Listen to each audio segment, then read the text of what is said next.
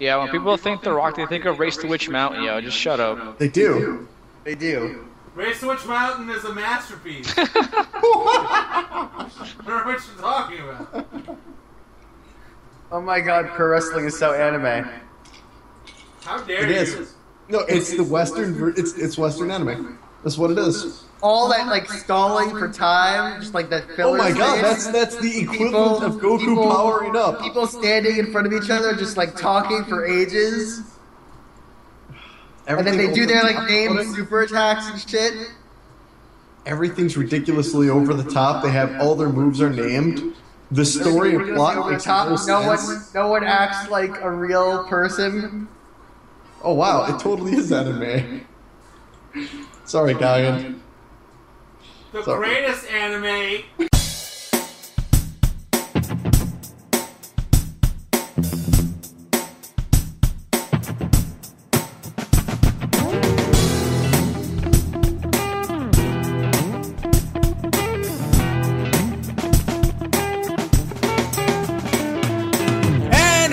Welcome to episode 59 of the Endless Backlog Podcast. Hope all is well where you are. This is your host of the #1 amateur hour podcast, Gagandeep Singh. Joining me today is William Berger. Yo, what it is? And Adam Wasdie. Hey, y'all.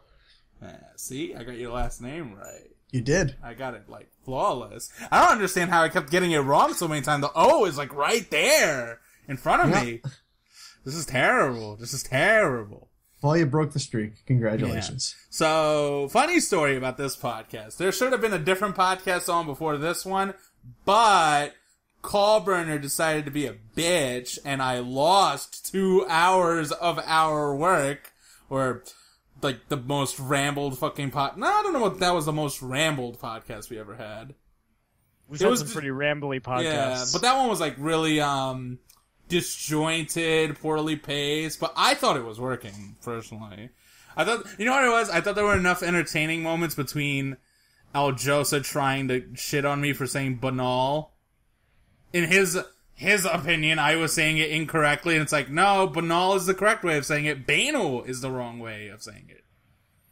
I'm sad I missed that.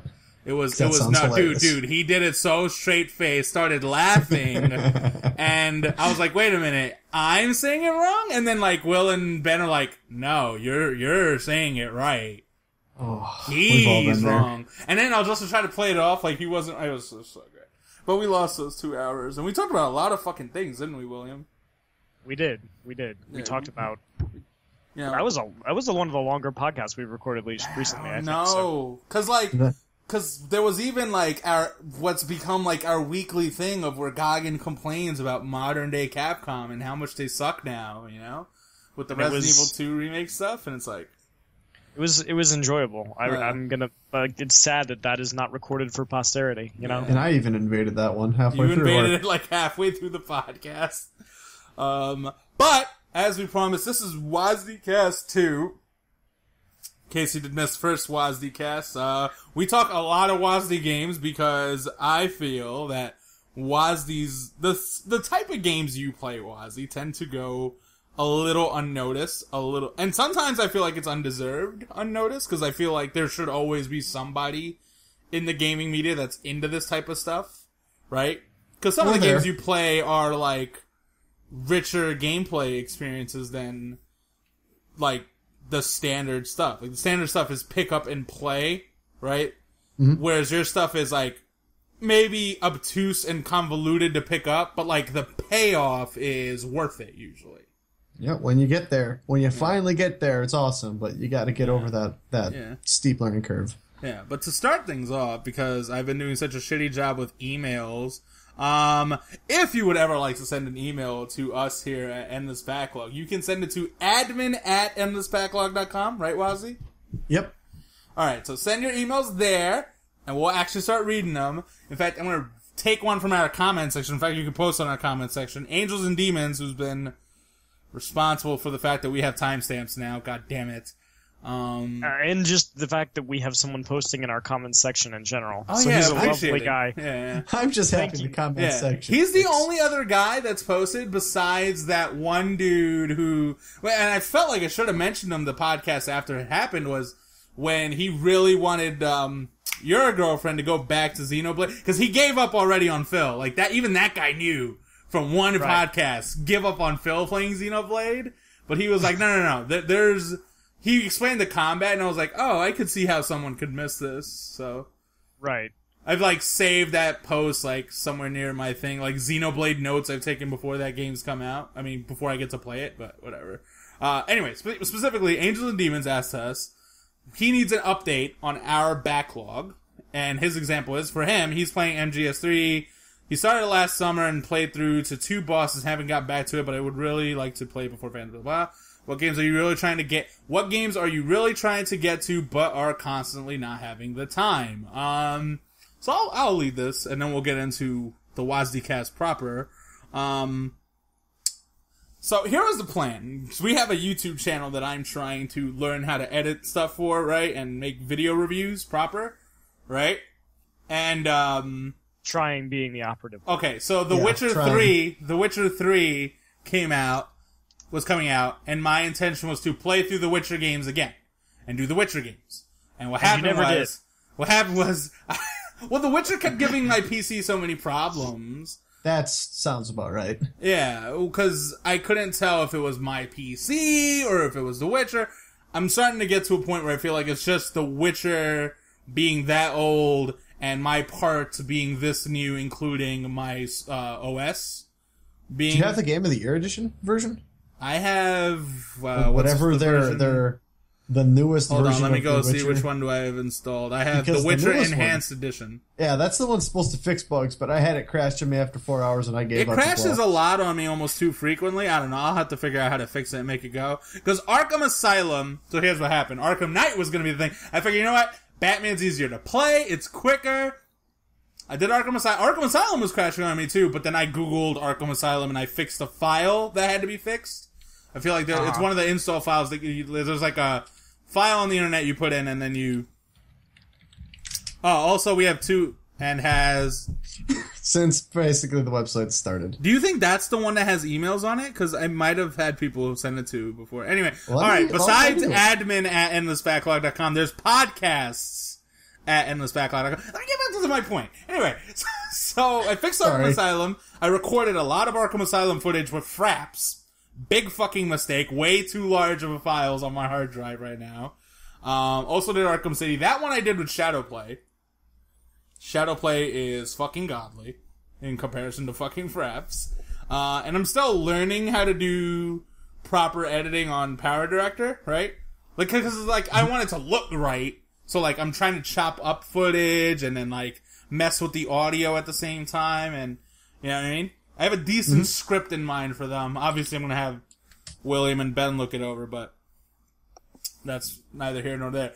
The point is, I never finished either series before the big game came out. Nope, because Goggin just constantly underachieves. I haven't finished Witcher 2. I gave it my best. I mean, to be fair, I haven't played Arkham City or any of the Witcher games, so... Yeah. I mean, the Witcher games, I was just like, you know what it is? The Witcher's combat's just so boring, and then, like... I got super busy randomly with both of my jobs, so... Anyway.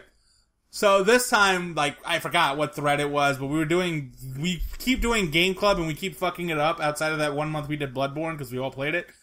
And someone brought up the idea of replaying the Metal Gear Solid, and I'm like, you know what, fuck it, yeah, I'll do it. And I recently rebought a PS3 because I want to go back through... I want to go play Nier because I missed that, and Drakengard 3 and Ni no Kuni and Yakuza. And then... So I started replay redoing... all the Killzone games, too. I know you do. I would really like to replay Killzone 2's multiplayer. Unfortunately, that thing's There's no one else to play it with. Yeah.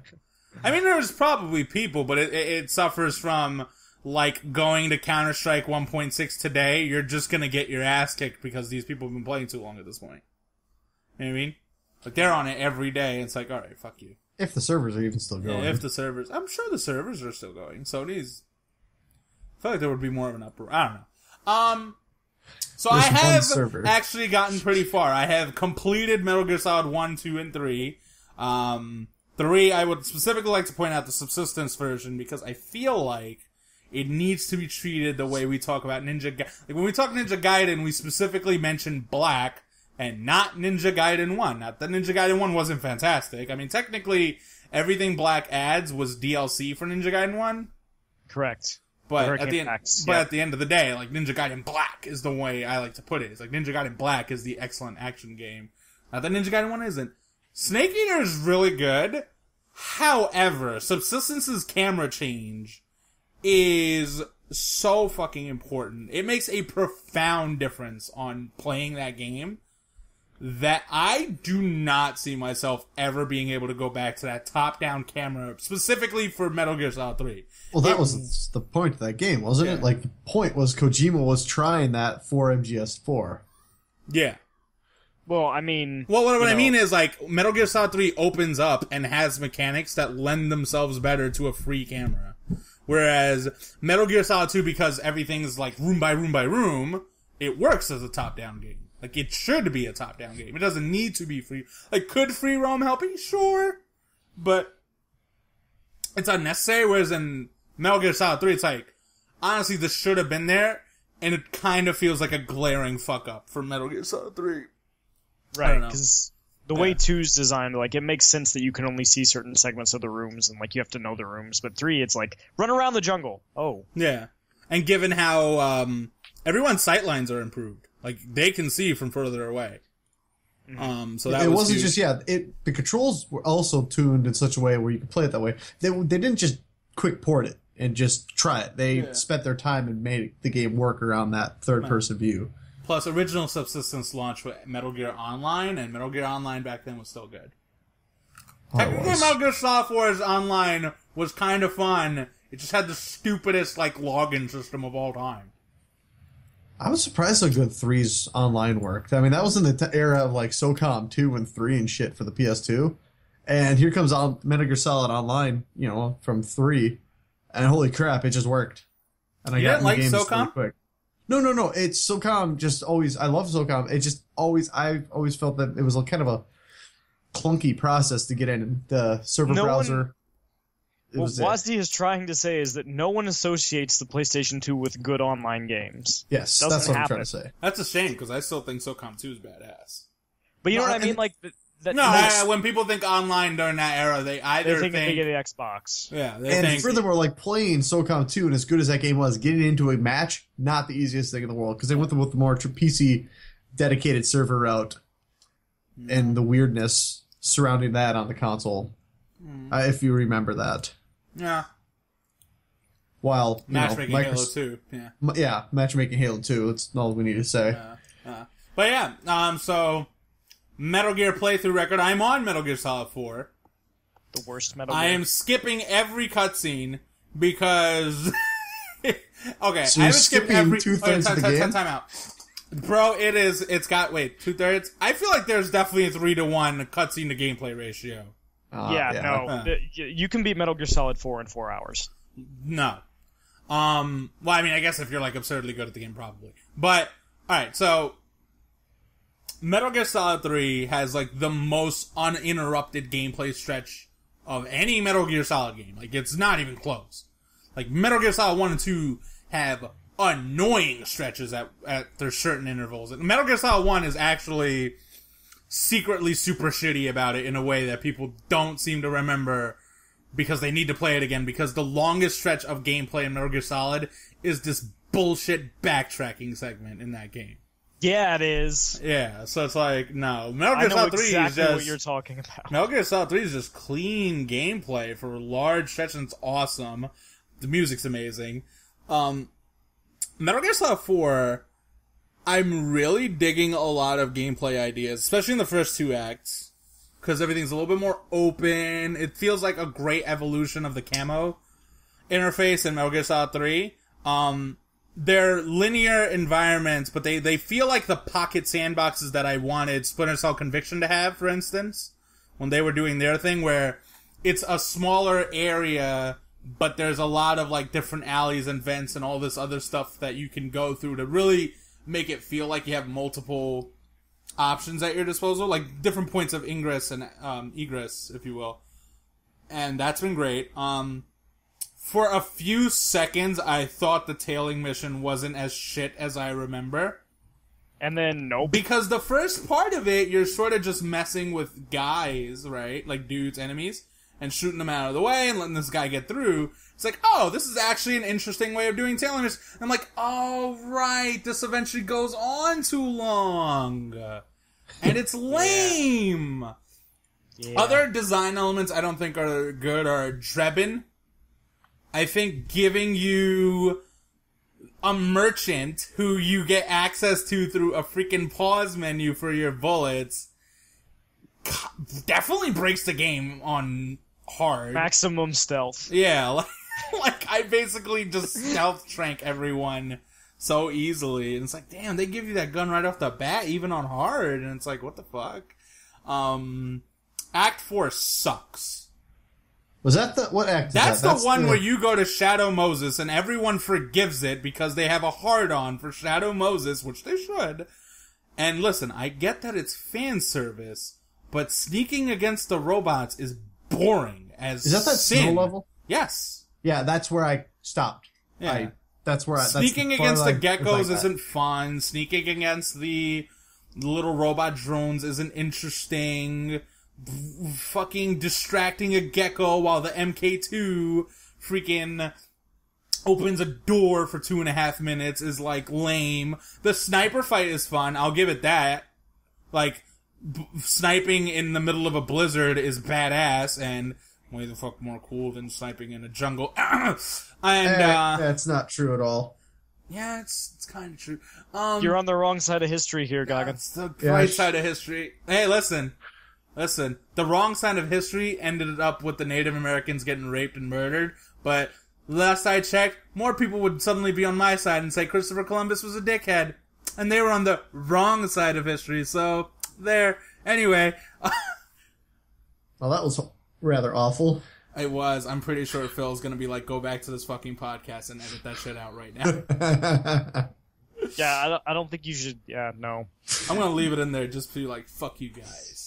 I mean, you're also historically wrong, but, like... Ah, whatever. Anyway. Continue. Anyway, the point is, like, I like the part when you get Rex, but now I'm up to the part where the vamp sucks. And the vamp fight sucks. And watching Raiden fight vamp in this elaborate fight while you're shooting geckos is super lame. So, Metal Gear Solid 4 has been exactly what I remember about it, which is that it probably is... It's still the disappointment that I thought it was. But not like... I'm not feeling the profound disappointment now, because like I've already felt it. You know what I mean? And there's still a lot of really good ideas in it. Like, I still think it's a good game. But there's so many games that are worse than Metal Gear Solid 4. Just playing Metal Gear Solid 4 as an action game is actually super fucking enjoyable. Because it does that whole breaking line of sight, and you got all these tools at your disposal to really fuck with the enemy, and it's fun. But, that's it as far as that backlog is concerned.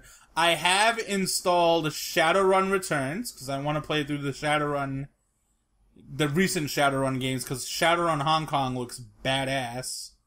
And other than that, I have Affordable Space Adventures for the Wii U, which will be the only Wii U game I have to beat that isn't a virtual console game. That interests me, at least. Like, I'm sure I haven't technically beaten Captain Toad, but that game doesn't appeal to me, because it's whimsical, but I feel like it's a puzzle game for, like, people who want, like, a more relaxing puzzle game, whereas I want the puzzle games that appeal to me that are, like, legitimately challenging. You want puzzle games that give you a headache. Sort of, yeah, I guess. Your Team Manti One way, either visually or because I'm like, I don't fucking get it, fuck you, I'm walking away. And then I wake up in the middle of the night, I'm like, oh my god, I get it! It's the worst. William, how's your backlog going? The one that I never seem to get to is Ninja Gaiden Black. I've gotten most of the way through that game, but I just, like, the last time I tried to get through it, I was, like, on chapter, like, 13 or 14, and then my save got deleted, and it was the saddest thing that's ever happened to me. That's so... people don't understand the concept of, like, when you tell them, like, your save got deleted, they play the, well, I guess you could do it again. I was like, you don't know. No. I don't want to do it again. And then when you throw in a game like Ninja Gaiden, which, like, every bit of your ego is not going to allow you to play it on bitch mode, is like, no, it's no. Do you understand what kind of ass kicking I have to endure again? No. Yeah, no. Yeah, not about that, man. So I understand your pain on Ninja Gaiden. That game is a masterpiece as far as I'm concerned. Oh, it's absolutely fantastic. I've still got the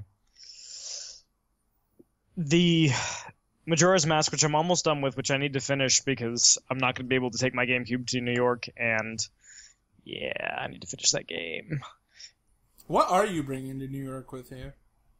Probably the Xbox One, because it'll have backwards compatibility eventually. Mm-hmm. The PS4 and the Wii U. How long are you going to be there? And the PC. Oh. He's going there for grad school, dude. Oh. Like 2 years. Yeah, I move up next week. Shit. Fun. Get in a car and drive it. I fly up tomorrow to sign some paperwork, and then... Shit. Yeah. Well, I'd say, in a few weeks, we need to set up a rendezvous. Go chill. Hit the bar. Yes. It will be fantastic. I would love to, especially get Kundi, get Ben, yeah. Yeah, because I'll be all by myself for like the first week and a half. No Kara? Kira's not coming up until a little bit later. She has stuff to do down here, and then she'll come up. So I'm going to be That's like, cool. oh. That's cool. Well, what's the games that's not like, just like other backlog games right now? Or just those, the big two? I mean, those are the big two. I'm still backlogging on Season 2 of The Walking Dead. Mm-hmm. I really like that game. I haven't had like the patience to sit down and click through stuff recently. Because playing it isn't enjoyable, I feel like. I'm there specifically for the story, and I'm trying to be the good person and not YouTube it, but I don't want to play it 90% of the time. Pretty much, yeah. And it's not a bad game at all. I think it's really enjoyable if you come to it for the story aspects, and even I think some of the interaction is pretty well done, like, because, you feel like a bunch of different things could happen even though they really can't. Mm-hmm. But I don't know, I don't have the patience for it. I really should finish Super Metroid at some point. I just haven't gotten around to it. Like, there's a bunch. My backlog is like 160 games deep, so it's a real struggle right now. But those are the big ones that, like... Mm-hmm. Oh, and Red Dead Redemption, which I can't seem to finish, even though I love it. So yeah, my game that I still have going that I haven't finished. I have two actually. All right, so first one is XCOM Enemy Unknown, aka the origin of McDucky Swag, because I did an Iron Man playthrough, and I'm in this like stretch where things have gotten really bad.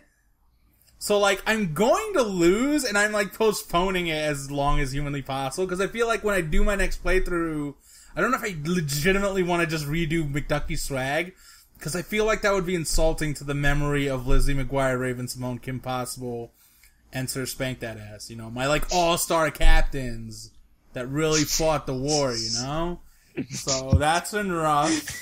I have a lot of hours in that playthrough, too, though. It's like, fuck. XCOM is crack. Seriously, that game is terrific. And Fallout New Vegas.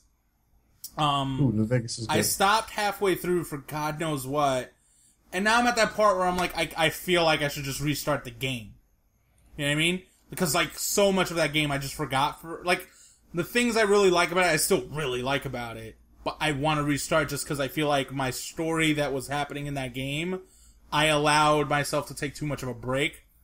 You know what I mean? And now you have no idea what's going on. Yeah, it's kind of like Shadow of Mordor, I feel the same way. Like, if I ever reinstall it back to my PC, I'm just gonna restart the game. Like, I have 11 hours in that game, but I'm just gonna be like, oh, fuck it. Let me restart. Just because I feel...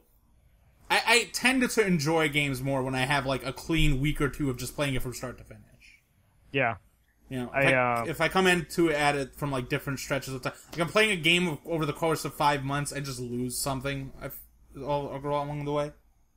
Yeah. I have the same issue. It always happens when I play Zelda games. Like, I'll get really far, and then I won't play it for, like, 3 months, and I'll be like, well, I have no idea what the hell's going on. I guess I better start over. Will Stancer's like, well, I beat Ocarina in a week. I guess that means Ocarina's still the best. Yep. It's a flawless metric. It is. I mean, on some level, I feel like, aren't you so capable of playing Ocarina in a week? Like, if you really needed to, like, you picked this week to just play Ocarina, you'd be able to find the time, or when you'd get free time, you'd perfectly fine to go to Ocarina. Yeah, I mean, I think so. I think I would be a little hesitant to do it because, like, I have all these other Zelda games that I haven't finished that I really need to, like, Link to the Past and Majora's Mask and so on and so on. But yeah, I absolutely could because it's still that game for me. I'm of the Jeff Gersman opinion of fuck you, it's perfect. Not to it's perfect. I'm going away now. Yeah. I mean, I just think it's crazy he never replayed it again. I was like, I don't even care if you don't think it's perfect. Like, that game, like I said earlier this year, I was like, 17 years ago, I thought it was like, whatever. 17 years ago, I didn't think it was the greatest thing of all fucking time, but I still thought it was good. And 17 years later, I still think, man, still a good game. Still not the greatest game of all time, but it's a good game. So, like, I don't get this weird, I get the areas in which Ocarina has been improved upon as a game, but, like, the core game that is Ocarina of Time is good. Like, regardless of its, like, whatever, it's good. Like, it's an enjoyable game. Like, it's the same thing with Super Mario 64. It's, like, I think the argument can be made on whether or not it was actually that great. Like, I absolutely think that conversation is worth having, because I feel like technical achievements are not necessarily the same as game design achievements, necessarily. Although, in Ocarina's case, technically they are both, which I guess defeats my whole point. But underlying point is, Ocarina of Time's totally playable today. It's ridiculous that people think, oh, that's, like Morrowind is unplayable in some ways, but not in the same way that Ocarina is. Ocarina was, like, playable because it's a good game. I'm saying Morrowind always had shitty design ideas, and there's just a lot of great aspects of that game that people remember and act like were the only parts of that game, while forgetting that shitty combat existed. I always challenge people to go back and replay Morrowind, and then just realize how wrong they are when they start getting nostalgic about it. Yeah. Because, yes, it was great for the time. It still is this beautiful world, but exploring that world is of lesson and frustration at this point. Like, whereas we enjoy shitting on Half-Life 2, for instance, let's not get into that, gentlemen, relax. I will say, though, that people who say the original Half-Life is unplayable, like, yeah, it's boring stretches, because it's a late 90s FPS, so it has first-person platforming. But, like, original Half-Life is totally a playable game. I think it's You could just play the remake. Yeah, you could just play Black Mesa if you ever. Yeah, just play Black Mesa at this point. It's the same game minus some stuff, but it just has that modern feel to it. Yeah. And I still think if you can get Planescape to actually properly run on your PC, same thing with Fallout 2, they're enjoyable RPGs. They're obtuse in certain ways, like in terms of like direction. Like you might need a wiki or a guide to sort of get you through that game. Baldur's Gate 2, I think, is a little similar in that way, that there's obtuse aspects of those games. But, like, the core gameplay loop is still enjoyable. You want a game that is still enjoyable as it was as it was day one, without any sort of need for wikis or anything? Doom? Homeworld. I thought you were going to say Doom. Now, Homeworld is a little more obtuse in its design. By its design, there's no real easy way to do the whole three-dimensional thing. Yeah. But to this day, Homeworld 1... specifically, not even the remastered, because they actually changed the game's engines to Homeworld 2's, but Homeworld 1's gameplay and the way you play it is just as good as it was when it first launched, without any... But that might be because no one else has really done that genre. Yeah. There's so few. There's a couple out there. There's a bunch of 4x4s. They're just not like Homeworld, right? Well... Like, I don't think really. Sins of a Solar plays like Homeworld. No, Homeworld's an RTS. Homeworld's not an RTS 4X. And not a 4x4? Yeah, Homeworld's not a 4X. Is it 4X or 4x? It's 4X. Okay, sorry. It's not a 4X. It's a legitimate... It's okay, Goggin. You didn't commit that much of a Fox Pass. So yeah, oh man, Homeworld is a legitimate RTS. It's in its design, is incredible. Personally, it's my favorite game of all time. It's in my opinion, it's a perfect 10, like others say. But that one you could fire up. That one you could fire up today and enjoy it as much as they did. So you absolutely would take that over other Relic games. I really have played a lot of Relic games. You've played all the important ones. Company of Heroes and Dawn of War, haven't you? Oh, yeah. Ugh, I had brain fart for some reason. Relic. Like, what do you mean? You've definitely played Relic games. Like, no. Yeah, I have. Yeah, by far. Relic's been one of the better strategy. I think they're one of the best strategy developers. Period. Personally. Oh, they were. No, they still are. Company of Heroes 2 being a misstep, I don't think. You know, if the next strategy game they make also sucks, then it's like, all right, what happened? Where did the talent leave your building? Like, what happened? I don't know. But you know, until then, they're in that upper echelon. Yeah, never be as good as Blizzard, but you know, that's fine. Well, I mean, it's kind of hard to be as good as. We're sorry, we own Korea, the video game company. Like Korea, our bitch for at least a decade. I mean that in all the positive ways. Korea, relax. Anyway. Yeah, and I'm just a little upset the redone, the Homeworld remastered. I understand that they had to ditch the original Homeworld engine. I understand the technical limitations and their budget wasn't huge, but losing out on the specific physics-driven gameplay of Homeworld really, really makes an experience. It just makes the experience less deep. Shallows. I was trying to think of something that it shallows the gameplay quite a bit. But the good news is, if you buy that game on Steam, you also get Homeworld 1 and 2 Classic. So you don't really lose out. The essence, they recompiled those games to be able to be played on modern machines and installed, so you could replay Homeworld 1 and 2 in their original forms. Yeah. So speaking of which, GOG is already been ahead of the curve as far as saying, like, it's Windows 10 ready, and I'm like, fuck, yes! That's partly because DOSBox, it was Windows 10 ready. And whatever. Hey, whatever. Man, if anything, we get closer to having, like, easier ways to play Planescape again and System Shock 2, and specifically, we get one more fucking step closer to No One Lives Forever finally being playable without me having to go through some fucking hoops to play it on my PC. I'm happy. Those games are fucking bona fide classics that deserve to be played as if, you know, like, be played in a way that doesn't require you to go through some extra bullshit. Like, whatever. It's a first world problem, but part of the joy of video games is you don't want to go through a fucking first world problem when you're playing them. Anyway, Wasdie, what's your backlog? Right now, Shadow Mortar. Are you liking that? I do like it. I just, every time I start it up, I get distracted, and then I feel like I have to restart because it's because I don't really play those kind of games. Mm-hmm. It's not a Wasdie game, folks. It's just not, and I don't even play that style of action game ever. That's completely the other opposite. And I really enjoy the game. I just need to kickstart it again and get myself going. And then I keep getting about quarter or halfway through Witcher 2, and I drop out of that. Yeah. So I'd like to go and finish that shit.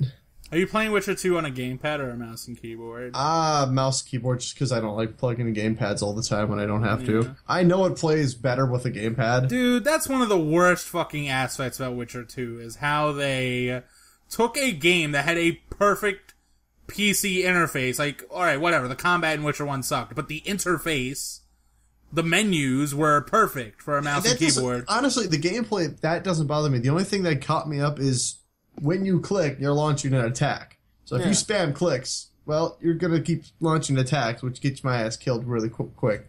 I just had to learn to discipline. Yeah. Well, my thing is just fucking menus, man. They're just so hideous in The Witcher 2 and so obviously made for a gamepad. And it's like, this is exactly the thing PC cats didn't like about Dragon Age. Or, like, specifically PC cats really liked about Dragon Age Origins, because it can't be the gameplay. It's that the interface is specifically built for the mouse and keyboard during the PC version, right? Like, that's what's cool about it. And then the console versions have console-specific interfaces. Menus and shit. Like, that shit helps. I know you can make interfaces that transcend and do a good job. I think Destiny's interface would do both, but that's because Destiny's interface, I feel like, is better built for a mouse and keyboard. Yeah, I really think it is. But that thing, it is built for mouse and keyboard, but they prove that you can make that kind of that style work pretty I don't intuitive know, to play on a man. gamepad. I thought Destiny, like, whatever, this is the pettiest thing to shit on Destiny about. I honestly thought that was, like, been one of Bungie's worst. Like, remember Halo Reach's interface? That thing was elegant as fuck. Yeah. I'm saying not, like, I'm not turned to art and stuff. I'm just the way how easy it was to get from A to B, doing the whole classic inventory screen stuff. No one had really done that well on a console, and Bungie took a crack at it, and it worked better than anyone had done it before. So I'm just trying to say, since we're talking, I was gonna say, isn't Diablo 3 on consoles really done very well in that regard? I have no idea. I never played it. It is. From my understanding, Diablo 3 on the console has an exclusive well, it had an exclusive. I don't know. It's weird. Whatever. I don't care about Diablo 3. Besides Shadow of Mordor. Yeah. Oh yeah, Witcher 2, Shadow of Mordor. That's basically. Oh, and then I'm playing Sniper Elite 2. Finally, that's been staring me in the face. Mm-hmm. Doing about a level a night. It's not the greatest game. In fact, it's kind of like you think Sniper. You think you got to be all stealthy and shit. No, you don't. That game was built for a gamepad, so you could just game it up with a mouse and keyboard. The best thing to come out of that franchise so far is their take on zombies, which was fun as shit. Straight up Nazi zombies with their awesome, when you snipe things in the head, it actually goes to an X-ray version of the zombie, and you watch the bullet go through them and smash their bones and snap their neck and shit. Pretty cool. Yeah. And it's 4-player co-op, and it's a lot of fun. Is there any game that's like you've been working at it for a while and it's just sitting there? Witcher 2. That's the one? Yeah, that's the one. It's not installed now because it didn't survive my wipe, so I have to restart. Have you played The Witcher 1? No, I mean Witcher 2. And I have played Witcher 1. And I only get about 2 hours into it. Last time I was sat down, I'm like, I'm going to play this and I'm going to get out of this. And then it crashed and I lost a bunch of stuff. I'm like, you know what? Fuck you. Fuck it. Yeah. So, that's where you a Mass Effect guy? Yeah, I played Mass Effect. All this stuff about Wasdie games, like now I associate Wasdie like he's never played a AAA blockbuster before, and it's like, yeah, of course. I love Mass Effect. I do. If it's not a Kickstarter game, it's too mainstream. Hey! Not just Kickstarters. I also do the Paradox indie games and the Bohemian Interactive indie games. Paradox is secretly the best publisher for the PC. That's debatable as hell. I know their history. It's easy to jump on that because they've had a few good successes lately, but they've got a history of absolutely shit. They do shitty DLC. I will not disagree there. Shit releases, and we're talking broken games taking months to fix. They've got a very shady history of that. So I'm not going to jump on that statement at all. I mean, they're getting better. They're getting a lot better. No. But they haven't redeemed themselves yet. My thing is I'm tired of people like name dropping publishers that honestly aren't the PC flag bearers that they used to be. When like people love pointing out, oh, Blizzard's still the great PC publisher. They're not. They fucking aren't. Like, Blizzard's great as a game developer, like when they make their games, but first of all, their releases are few and far in between. A. B, other than Hearthstone, it wasn't until Hearthstone they actually did something new. Essentially. Yeah. Like, their MMO future has literally come down to, we canceled our one project, and now we're at a place where the latest World of Warcraft expansion is a please take us back expansion. Which, whatever. Yeah, but it's gonna work great. Of course it is. For, 3 months. And Legacy of the Void is going to be great. And then, Overwatch, it sounds cool. But it's suddenly not. Oversaturated market. Yeah, it's suddenly not. The whole creative classes things. First of all, Team Fortress 2 did it, and it was fantastic. And it still is fantastic. Super Monday Night Combat did it. Yeah, Super Monday Night Combat did it. And now we're seeing, this whole weird influx in, the early access stage. Battleborn. Is different. Battle Cry. Bethesda, right? Yeah, that one. And it's the same exact freaking thing. It's this Team Fortress, over the top, Dude, for whatever reason, I mean, there's an obvious reason, but FPSs have come to two simple things. You either go all the way with the class-based shit, or you fuck with the movement, because that's all that's left with multiplayer FPS. Because we have run out of ways for people to play laser tag. You're right. It's hey, listen, eventually a genre just gets to a point where, alright, what else do you do now? And now it's coming down to how do you make the first-person shooters more than that? Yeah. I think that's what that should have always been. Like, people should have took a harder look at System Shock 2, and no, I don't think they have. Think of what...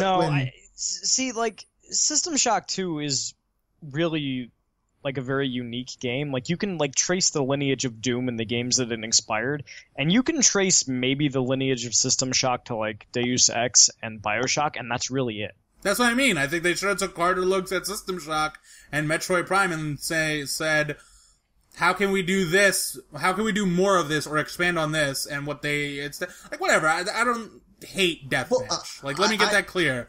I play a shitload of Halo. I'm looking forward to Unreal Tournament making a comeback. But I'm also Deathmatch is overdone. And Deathmatch in its design is too limiting. But think it's taking games like, I've always thought this would be brilliant, like Stalker, and turning that into some larger scale, semi-persistent co-op / DayZ had a lot of good ideas like that, where it has big open worlds, and you could choose to work with people or just kill them on site. And then he never wanted to finish the game. Yeah, but it had that idea. That would work perfect in a Stalker environment. Yeah, Stalker's like there's built so many brilliant ideas that should have been evolved from the things Stalker and Crysis is another one. Like, there are things those games did that the FPS scene should have been building on right now, but it hasn't been. Largely because of the money came from, well, not even the gamepad. The money came from Call of Duty. Everyone was chasing. That proved that in the late 2000s you could still make a shit ton of money with Team Deathmatch. Yeah. And Halo was the other one. Halo and Call of Duty are like the tag team champions of where we are today at the FPS. But at the least, 343 is trying something different with Warzone. Sort of. Okay, Warzone. That's going a little bit more with I feel like the MOBA thing, even the MOBA thing, dude, even like Battleborn, from my understanding, has some weird MOBA thing going on. Titanfall, we saw it last year, it had MOBA-ish elements. Yeah, that's cool, but we saw that all the way back in Super Monday Night Combat. Yeah, Monday Night Combat. It's not exactly a brand new concept, but it's one that's now just starting to be exploited by the big guys. You want to hear the funny thing? The freshest idea done in a multiplayer shooter. You ready for this? Like, you ready for the earth-shattering Armageddon of all Armageddons of where gaming industry has come? Mm-hmm. It's a fucking Nintendo IP about a bunch of little kids that turn into squids in fucking ink that paint the ground. And, like, that whole game is objective modes.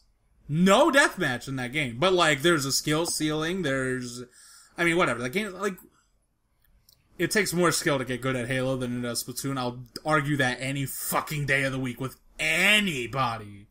Because no game with perks. But, like, when I'm playing Splatoon, I'm like, there's a lot of aspects about this game where that should be highlighted, but they're not, because the Wii U is a commercial failure and Nintendo does stupid things with their online.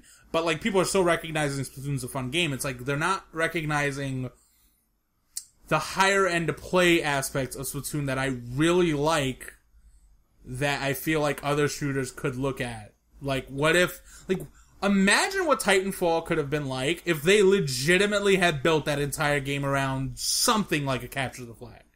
You know what I'm saying? Mm-hmm. I feel like more often than not, these multiplayer games are built around deathmatch, and then they add in capture the flag. That's because that's what people play. What you have to do is just get rid of the deathmatch. Yeah.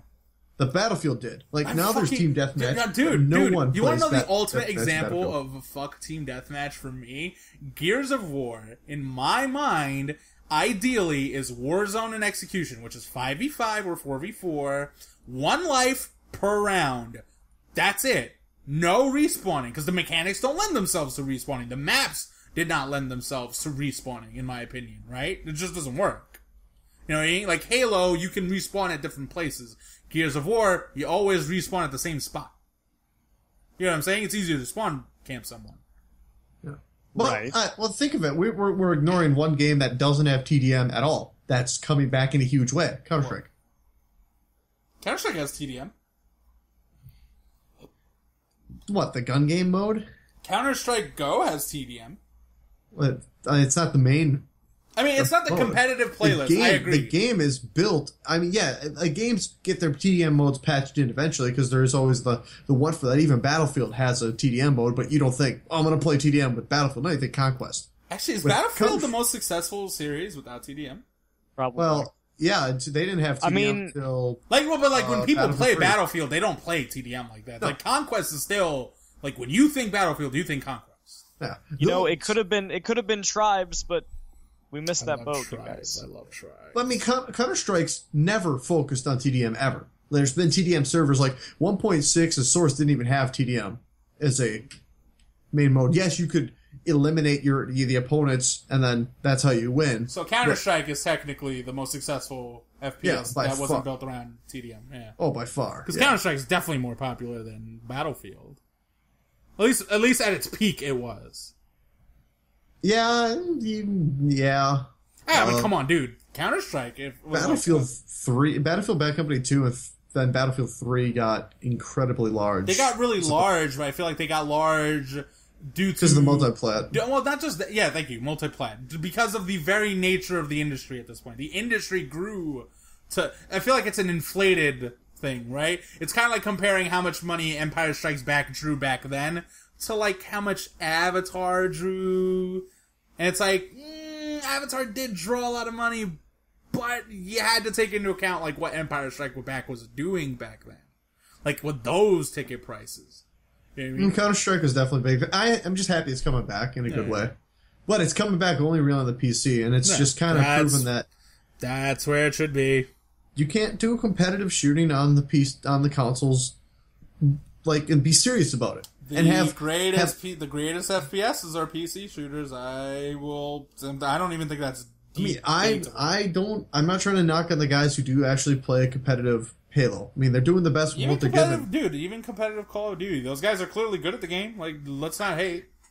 But it's not the same. The core of those games, their essence isn't built around this uber competitiveness that... Well, I wouldn't say the core... Well, the core of Halo is built around that. It should be now, and it was originally, but then 3 and 4 and Reach happened with armor lock and bubble shields and... Reach was great. With armor lock. I hate armor lock. I hate armor lock. I still think Reach is really good. This is like the worst Wasdie cast. We've talked so little about Wasdie games. With armor lock. See, I think the biggest misconception is everyone thinks I just play Wasdie games, but I actually play most of the big AAA titles. It's just an inside joke that's like ballooned into its own thing. It's kind of like the shake is always wrong, and that's objectively not true. Like 75% of the things he likes are really good. It's just that 25% man is just like, fuck that guy. Yeah. I lost my train of thought. Like, where were we on this entire conversation? It came from the backlog stuff. Yeah.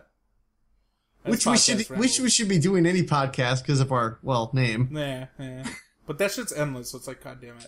I'm gonna start maybe opening podcasts like, why? Where are we on our backlogs? Yeah, that's like we should always be working on a game. By the way, Chris, this is also an aspect that got lost because we lost that 2-hour podcast. Is going through rare replay challenge. That guy is a machine with these rare games. Yes, holy shit! It's like every time I look at the Skype, it's another game down. He won't put those games on his games beaten list, and I'm like, you should. Like, I don't care that they gave you training wheels, because some of those games are hard as shit. Did he beat Battletoads? I don't think he beat Battletoads yet. Come on. Good luck. Good luck, Chris. Yeah. I don't know. He could always turn on infinite lives, and he has a replay system that should make Battletoads a little easier. Because lives is part of the... I mean, Battletoads is still hard, but... Yeah, but I mean, you get infinite lives, then any arcade game's beatable. Yeah. It just takes time. Yeah, but you still have to be pretty good at it. I mean, if you're still terrible at, like, Contra Hardcore, you're not going to beat it. It will kick your ass up and down the street all day. And Chris isn't... He's not bad at video games, so that's not a problem for him. No, he's unfortunately not bad at video games. It's really frustrating. I think Reach is the only Halo... Like, I played Halo 3 with him, Reach, and... 4 I'm not even counting. And a little bit of Halo 2 Anniversary with him. Better than him at a Halo Reach, absolutely. Halo 3, he definitely edges me. Halo 2, it's going back and forth, but I would probably assume he might be better than me there. Just gotta keep the frickin' sniper rifle out of your hands. Oh yeah, no. Sniper rifle is the biggest the biggest broken thing about the game, as far as I'm concerned.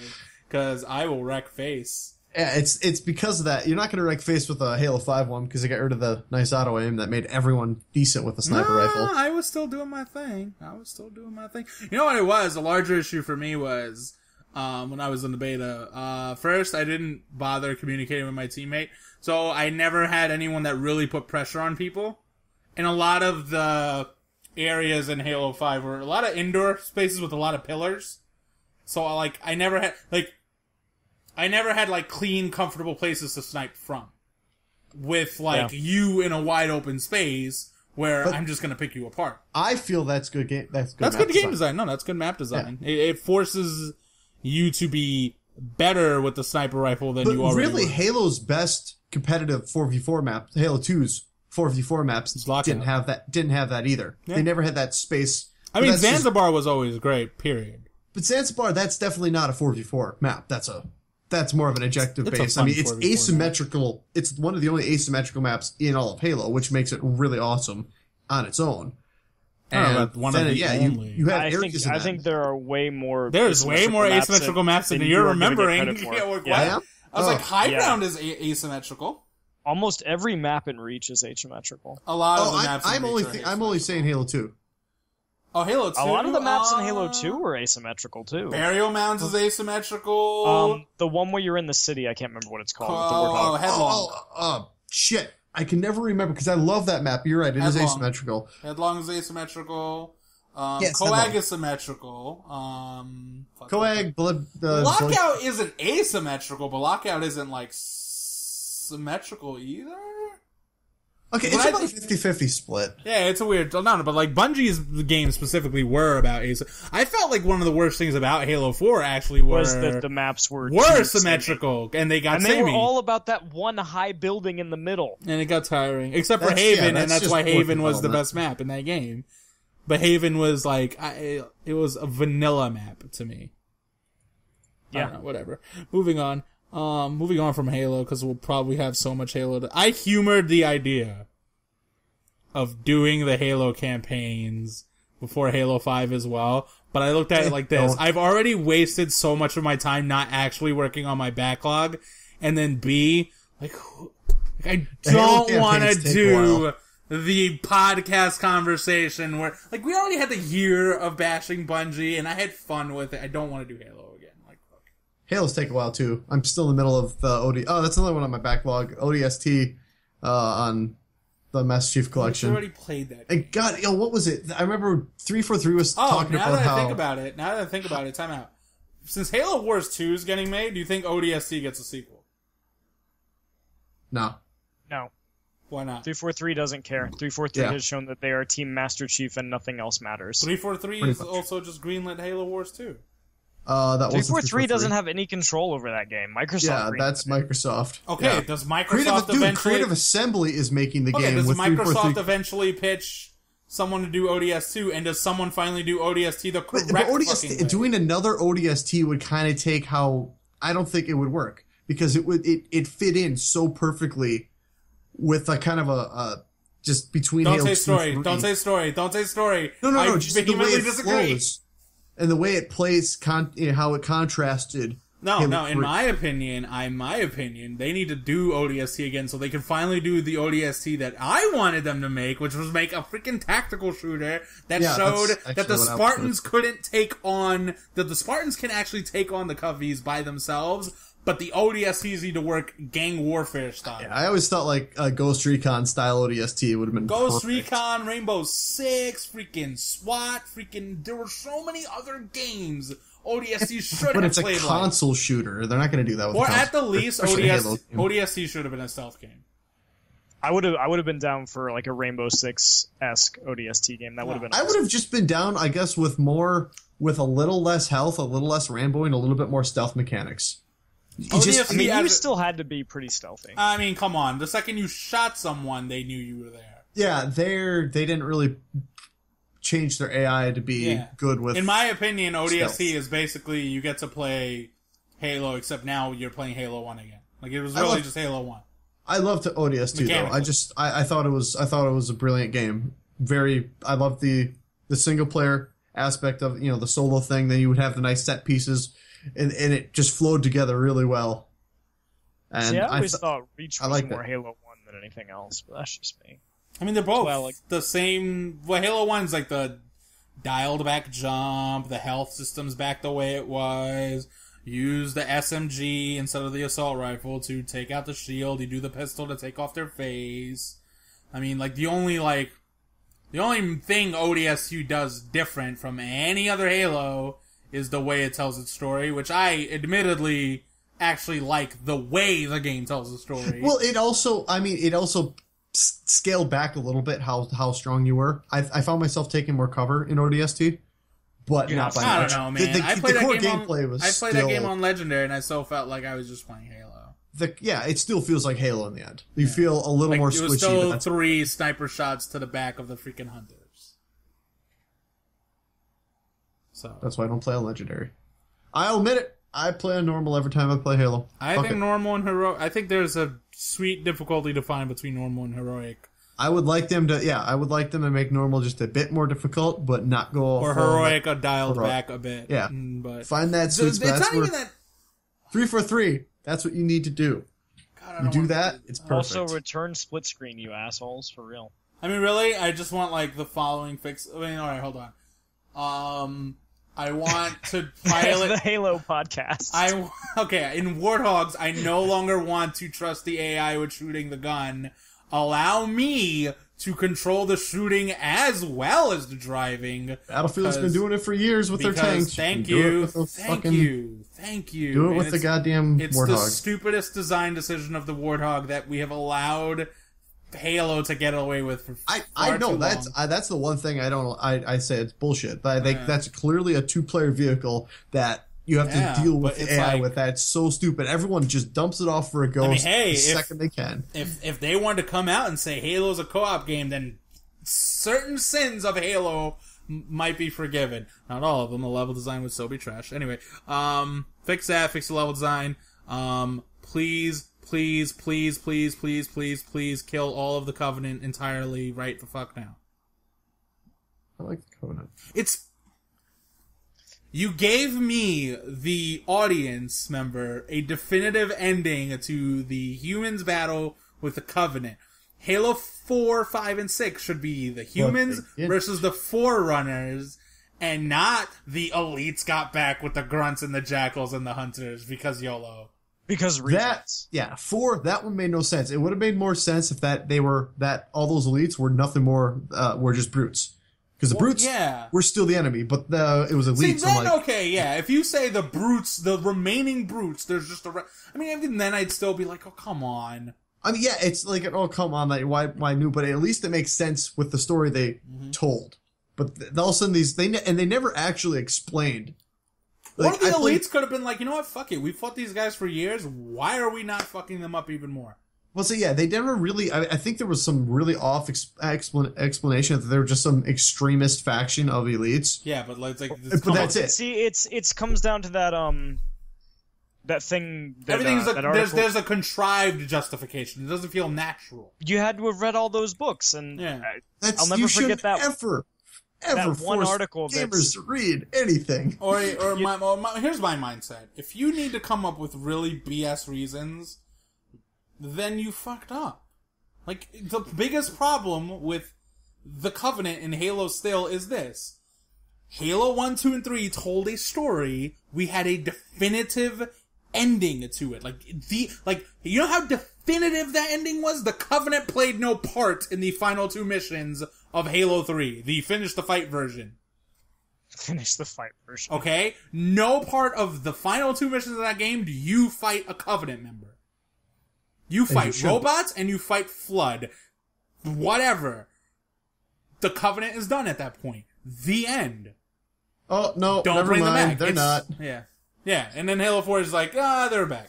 And it's like, come on. And yes, they were more fun to fight than the Knights. But that's because just redo a whole new enemy race that's not the Covenant. That's all I'm asking. Like, the Forerunner should be way more interesting than they are. Like, they should be, like, full on the new thing. I have a funny feeling that Halo 5 could rectify all this. There's still, the Brutes are the main enemy because the Brute homeworld is kind of in absolute chaos now. But they could really weave that one in very The Brutes well. don't know. Bringing the Brutes back would just piss me off.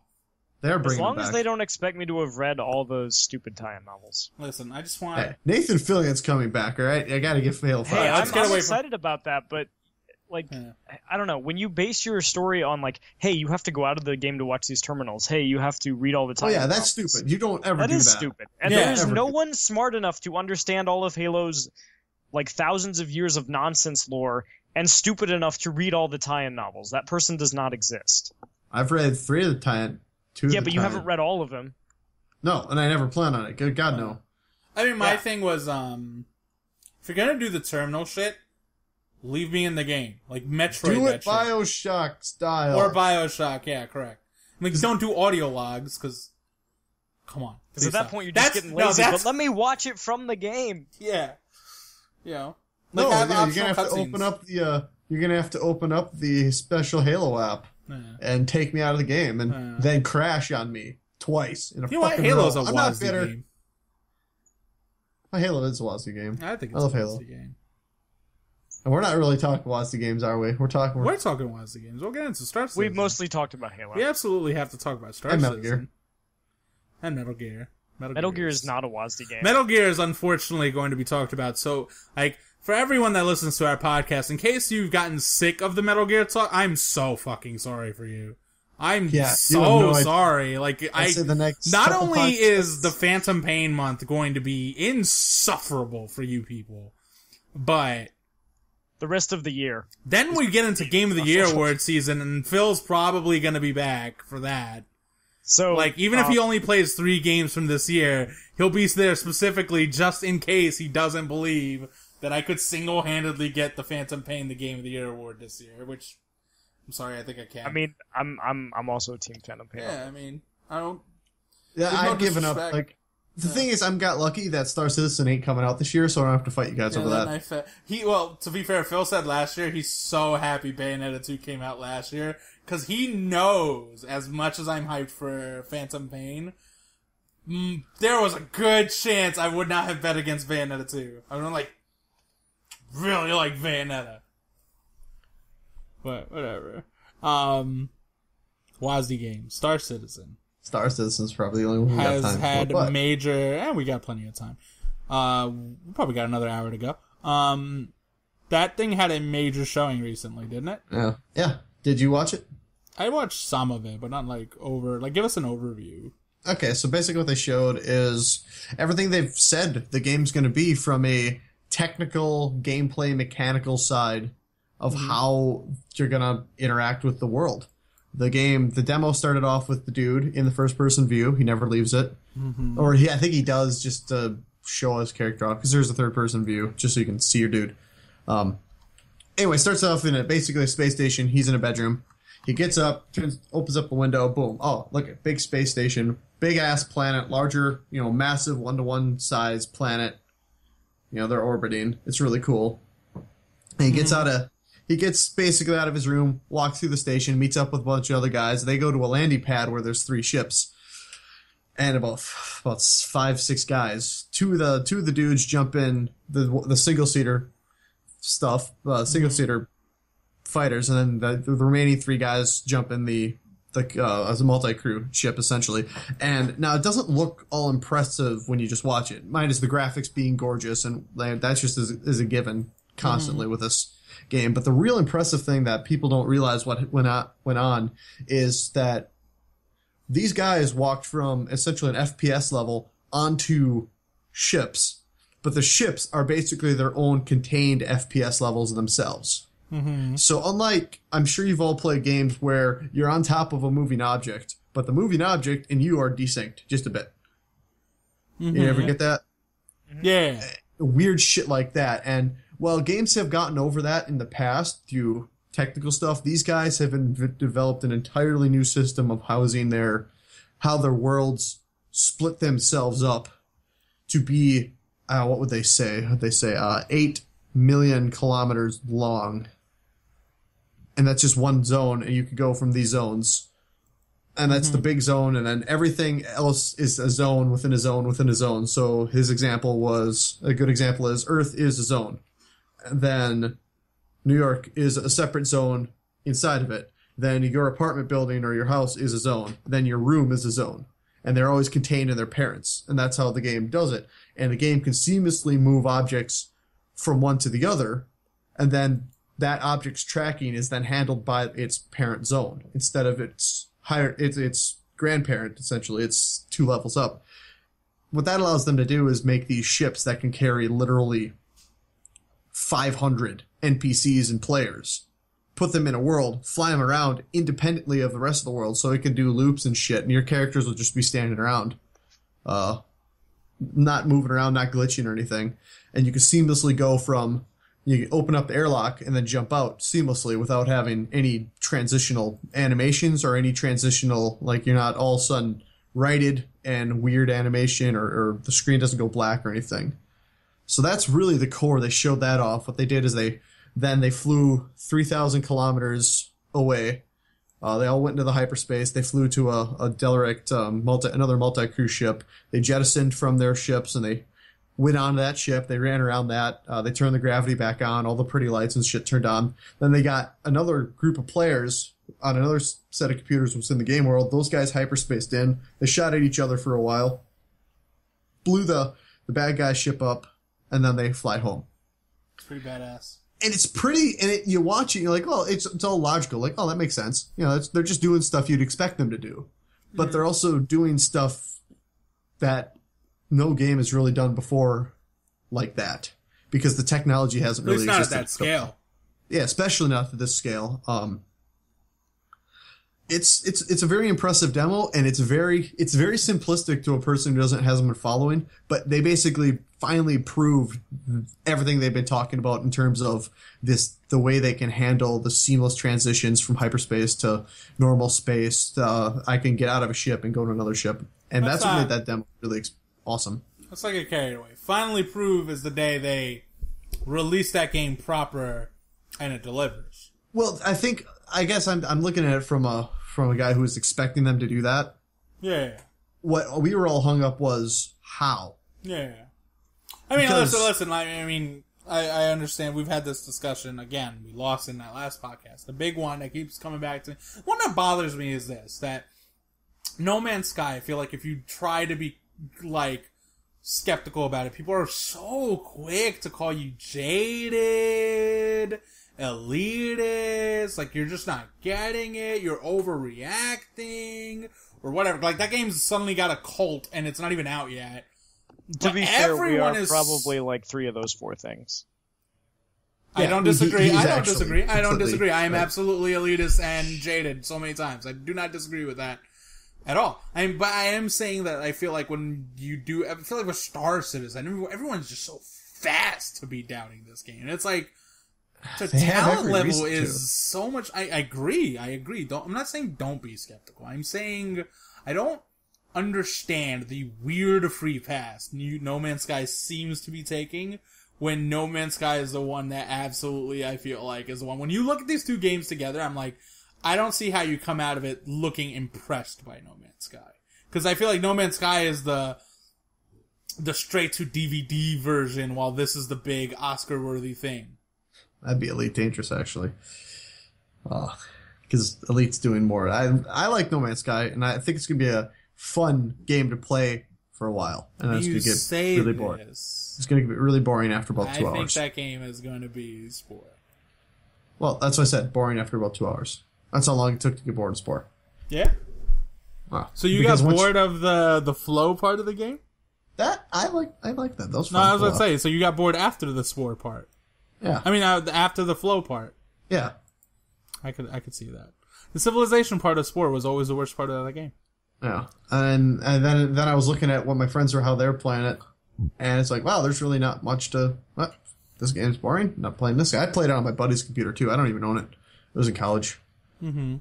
So, Spore... Because I was all hyped for Spore, too, and then crash and burn. No Man's Sky could be... I mean, that's technically up there with Wasdie Games, and I am kind of excited for it because they're showing off a lot of cool stuff. Mm-hmm. But it's it's going to be one of those that if you can't find fun with mechanics like Minecraft style, but you don't even have that level of creativity, if you can't find fun with the limited mechanics they're gonna give us, you're not gonna have fun with that game. It's a technical marvel, but that's pretty much where I draw the line, because compared to something like Star Citizen, it's not gonna have the depth. No Man's Sky. Yeah, No Man's Sky. Okay, yeah.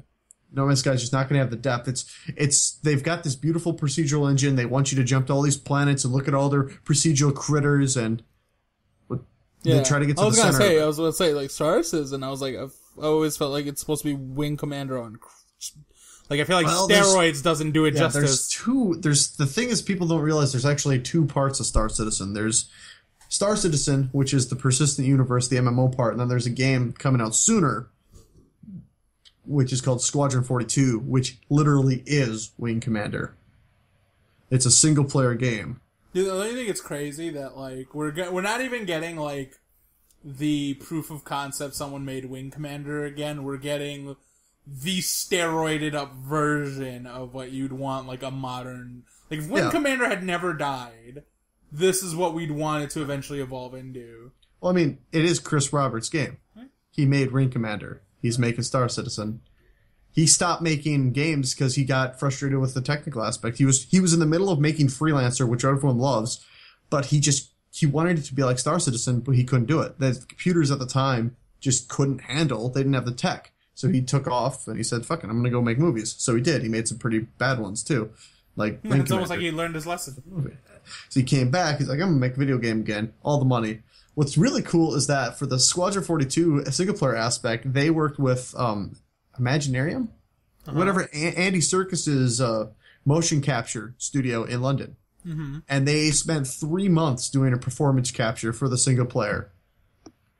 So that could be really good. And they're really teasing some decent profile actors, with Mark Hamill even teasing being on set again, because he was in the Wing Commander 3.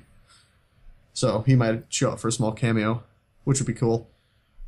But, best Wing Commander game, go. I've only played 1 and 2. You are a heathen. What do you mean you've only played 1 and 2? I own them all now. They're just not. They're on my backlog. There are more things on my backlog. My fight experience is actually World War II stuff and World War One. It's like you've got some more games to work on in that backlog of yours, Wasdie. I do. It's massive. I have over 400 games in Steam. Dude, the Wing Commander games are like PC hierarchy. Oh no, I used to play Wing Commander when I was really small. I just don't remember it. That's how young I was when I played Wing Commander 2. I played the hell out of it, but I was younger than 10 easily. I didn't understand that game. And I finally am playing X-Wing and TIE Fighter, and they're still fun as hell. Thank you, good old games. Yeah, they're fun as hell. But right now my joysticks are all broken, so I just bought a new one yesterday, and it's coming tomorrow. Star Citizen need a joystick? No. I could go real big into why I think it's a bunch of bullshit the current gameplay mechanics are, but no one cares about that. That's something, it's still in alpha, so I could bitch about it, but that shit can all be fixed. Basically right now you can play the game like Freelancer, and if you play Freelancer, you just put your mouse on a target and you just shoot. Okay. And Star Citizen is supposed to be physics-based, and you're flying and dogfighting. Well, right now you can just spin on your axis and play it like a shooter. Which you play it like Star Fox? Yeah, almost. Hey, I'm all for Star Fox on steroids too. It's for a game that's supposed to have depth, there's no depth to that at all. There's shoot the guy in the face till he takes more bullets than you. So their whole damage system, I mean, it's an incredibly detailed damage system on all these ships. They really are alive, even in the alpha. And it all goes to waste because the battles are so simplistic right now. But I have confidence that they'll fix that. So that should be a moot issue in the future. Yeah, but I think, you know how we were talking about FPSs have stagnated in terms of taking gameplay and doing something that's not team deathmatch. Yeah. And, they have innovative gameplay, like I could wall run and shit, but you're still just killing your enemy. So the developers for Star Citizen, they hired out a studio called Ilphonic in Colorado to basically make the core mechanics, because the game is going to feature zero-G combat. Remember the game Shattered Horizon? Yeah! Okay, so now take that, but add the level on where you don't necessarily always have jetpacks. So what you have to do is push and pull yourself along the environment with a procedural animation system. So as I get close to a wall, you can actually see, and you're pushing forward, you actually see your arm dragging your character along. And then if you want to jump off, you see the arm push the guy off, and he's actually being pushed through with a physics engine. Obviously, if you have a thruster pack, you can right yourself and do all that. And you can get guns with pulleys on them and you basically shoot the grappling hook and pull yourself around. So it's a push-pull system. It's a pretty innovative way of handling zero-G movement, because everyone liked the crisis level where you go zero-G for like 10 minutes until it got super disorienting. And you're like, I love this idea, but it's really hard to play. They're trying to solve that with this push-pull system where you really is no up or down. You're always relative to your center, so they're really doing a good job of building the mechanics around that. Yeah, I can go zero-G at any time. I have to be able to deal with that when when I'm flying around. Because one of the major mechanics is you go onto a space station and you could turn the gravity off. So then everything goes all shitty, unless you have like magnetic boots or something like that. And what they're doing with that mode is, I mean, if you've seen the movie Ender's Game or read the book Ender's Game, their big arena they have these essentially two teams of a set amount of players and all these obstacles in a big spherical arena. And what you tried to do in Ender's Game was get one of your team through the goal on the other end. You did that, your team won. Now, they were originally making that game, but then they decided to add a mechanic. Instead of getting a player through the goal in this zero-G environment, you have to get a ball. So it became essentially Rocket League. They call it Sata Ball. And so you get guns, just a standard stun pistol that stuns a guy for 10 seconds. And you have to shoot or grab and throw this ball through that goal in this three-dimensional zero-G space. All in the first-person perspective. So that might be really cool. And what that's going to help them do is just fine-tune the mechanics so you can stay oriented in basically a planeless environment where you don't have a nice horizon to always line up with.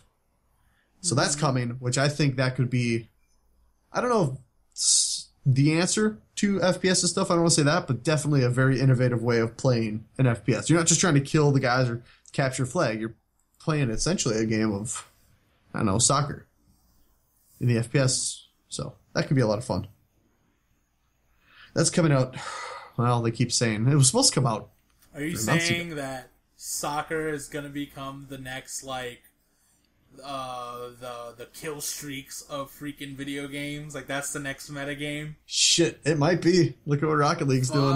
No, I don't want the image of Rocket League ruined. Goggin, you're part of the problem. I know, that's what makes it worse. So they're that coming, but people always say, so what does that have to do with the rest of Star Citizen? But that's the thing, is it has everything to do with Star Citizen, because at Star Citizen is this big thing. It's an MMO.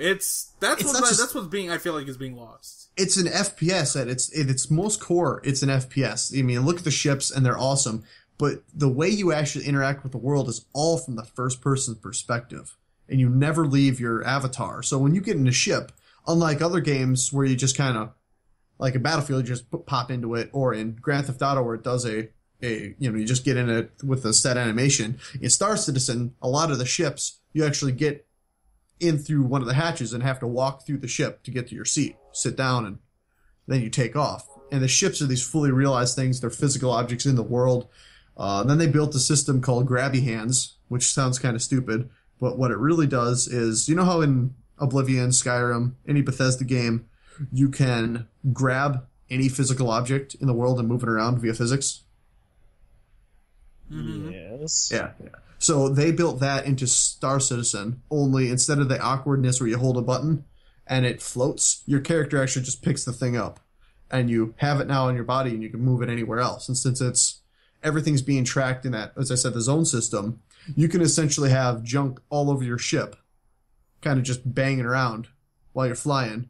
And then when you stop, you can put it in containers and take it out and move it around. So unlike traditional, its inventory system in Star Citizen isn't a menu that pops up. Well, it kind of is, but your character's actually carrying that gear. And when you open up a crate in Star Citizen, you can actually see physically what's in it. It's not a little menu like, ooh, what's in this? You can crack the thing open and actually physically reach your hand in, grab stuff out of it. So it's just one of those other mechanics that builds on top of that's just part of the FPS thing that helps you interact with your world and interact with your ships. And that's why it's really ambitious. It's not just the scale and size, but how they're making you interact with everything. It's very seamless. I'm just rambling about Star Citizen at this point. You should. I think, I know a lot of people aren't sold on the whole grabby hand system, but they're what they've shown so far, like how you interact with your ship's menus. Remember Doom 3? Yes. Okay, remember how I don't think you ever want to lead a conversation. I know, with remember Doom I know, 3? but remember the very rare times you had to interact with a button in the game world? You actually put your mouse cursor, your crosshair over it, and all of a sudden you had a little mouse cursor on the pad. On the screen, yeah. That's exactly, they're doing that exact thing, only a lot less cumbersome. That's a warning sign. That's like a black flag if I've ever seen one. All of the menus and stuff in the game are actually rendered in the environments. Your character's inventory and stuff all is rendered on your character through something called MobiGlass, and you just interact with it. So if your character goes into your menu, I can see you interacting with your arm. I feel like they should reassure people and tell people they didn't get that from Doom 3 and just say some other game, because I don't think you ever want to lead with we learned something from Doom 3. No, because no one should learn anything from Doom 3. It's been done before. That idea isn't anything new, but that's how everything is. Like even ship power management, when you're playing the engineer role on your ship, you're the one diverting power and making sure shit works. You go up to the console and it turns on, but instead of you going into some menu and playing some mini game in a menu, you're actually playing the menus in the game world. Like if I'm standing next to your character while you're interacting with it, I can see what you're doing. Mm-hmm. And that kind of stuff. So they're really trying to get us, and I think that's going to make the game go to the next level of everything feels realized and part of the game world. It doesn't feel as gamey as other video games do. But this is all theoretical. I mean, and during this demo, they showed a lot of that system. They showed the big stuff, the zone system working, the ability to interact with menus. They showed those big things working so that the groundwork's all there. They just have to tie it together into a fun game that doesn't feel tedious. Because the biggest problem I see with all this almost obtuse, but more, the way they're streamlining, not streamlining, obtuse and streamline. What's the best way to say this? The way they're, making you interact with the world so it's very realized, that could just end up feeling obtuse instead of feeling natural. Right. Which, if you don't want it to feel contrived. Yeah, and you never want to feel like it's boring, ever. Yeah. Like, getting into your ship, it should never feel like, that's sort of the issue. That's sort of the issue with when you try to make things natural. Mm-hmm. Try to make things natural and make sense and logical. You end up creating gameplay scenarios that are fucking boring. So that's what I think they've solved, at least technologically wise, the ability to grab stuff and move it around.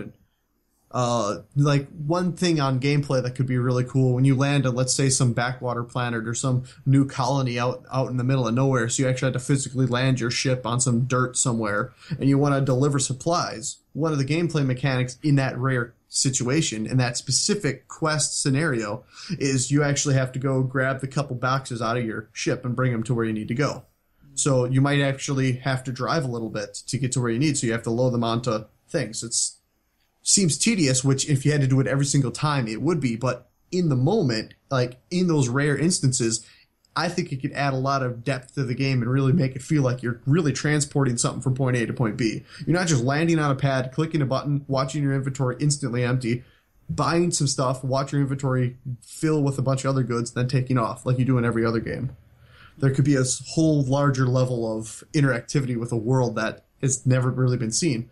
But at the same time, if all I want to do is big, item trading or large quantities, like I want to ship 20,000 units, I don't want to have to freaking box up every single one of those myself.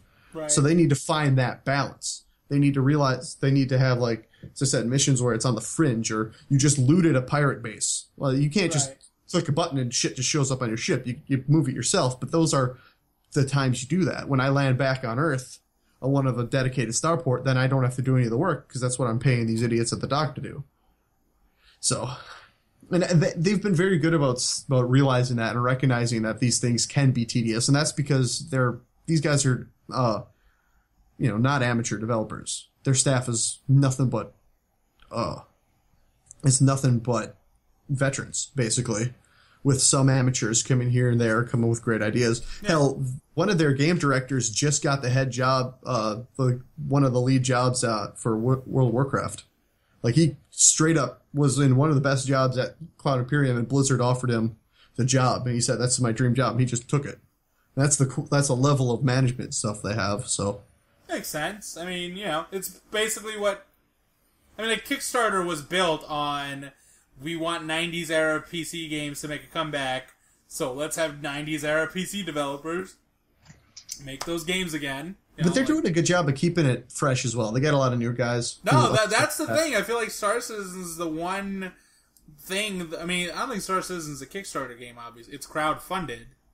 It was on Kickstarter, but at this point, it's at... I can run a quick query. It's at fucking... Last I checked was 88 million. It's plenty crowd-funded, let's put it that way. Yeah. It's the one crowd-funded game out of, like that's not from...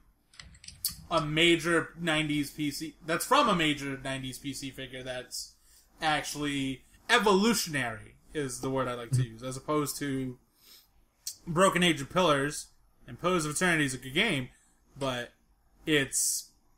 like, they're another entry into those genres as opposed to, like, this, like, grand step forward or building upon those formulas, which we talked about this on the last podcast, not the one that we lost, but the one that we put up, William and I, which was, I'm a little annoyed by this, and we're probably going to wait until the sequels to these games to feel like some major steps forward, but like Star Citizen's not even like, no, fuck that, we're just going the extra mile.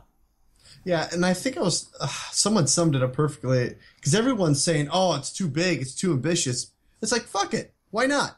What was the last big ambitious title that just threw it all and said, the hell with it? If this bombs, it bombs, but we're going to try it. It's time for that. The industry hasn't had that. If there was ever a game that everyone should be rooting for, this is the one that they should just be rooting for, because it's like, no one else is trying. Who's trying? Scalebound because they added a dragon? Come on. Some people might argue maybe The Last Guardian? How can you talk about your boy Kamiya like that? Listen, Scalebound is more like ambitious than any other of the RPG projects out there, but I mean, it's still like, there's still aspects of that game that are absolutely safe for Platinum. Like, come on, beat 'em up combat with swords? Yeah, Platinum's really gonna fuck that up. That's a little outside of their wheelhouse, man. I don't know, man. It's getting a little crazy. Like, hold on, guys. Have they ever made a great game that's done that exact thing before? I know, man. It's really? Like, hey, guys, did you hear that in Grand Theft Auto 6, Rockstar's doing this crazy thing with their narrative where they're gonna pick on the American dream? Oh, really? Craziness. Oh. It's just, like... How dare they? Yeah. But, I mean, like, they're gonna play it safe with the technical stuff, because, Rockstar doesn't put their money on that. Like, they would never completely bet the farm on that, but they're going ham with the narrative direction. Yeah, they've never done that before. Yeah. No, it's good, though. The industry needs kicking the ass like this. Star Citizen, if it doesn't utterly fail... But see, if it utterly fails, that's the scary part of it. Star Citizen it's going to be like the definitive don't try. But I think it's one of those... It's gonna... The thing is that I don't think it will fail, like, ever. Like, it'll be a good game. At this point, there's no way it won't. But here's the thing. Good game isn't enough for Star Citizen. Not with the hype it had. Good game is not enough for $88 million. Yeah, I feel like that game needs to be excellent. That game needs to be one of those games next year where it's not just, like, we're talking about a game of the year. And I don't want to make this a thing, but, like, I feel like it needs to have more of a media presence next year that, like, people can't ignore that game. You know what I mean? No. But here's the thing is that Squadron 42 is going to come out first, and that's just a single-player game. the real ambitious multi-crew ships and the big world and stuff, that doesn't come out until the MMO stuff is actually out. And that is, at this point, is not going to be out to what I would consider a release date till probably late 2017. Mm-hmm. Because MMOs take, proper MMOs take a long time. That's going to be a long project. It's going to be funny to watch that game evolve, but... I mean, it's listen, we live in a world where EVE Online launched as this, weird... thing, and then it became into this really super cool weird thing. Yeah, so who knows? Yeah. So it's gonna get weird because Squadron 42, while I know it's gonna be really fun to play and stuff, gameplay wise it's just gonna be an evolution on the mechanics we already see. It's gonna have some solid FPS combat, they're targeting more Rainbow Six with a modern feel for the pacing and the way the game should play FPS-wise, which I think Squadron 52, 42 releasing this year or next year?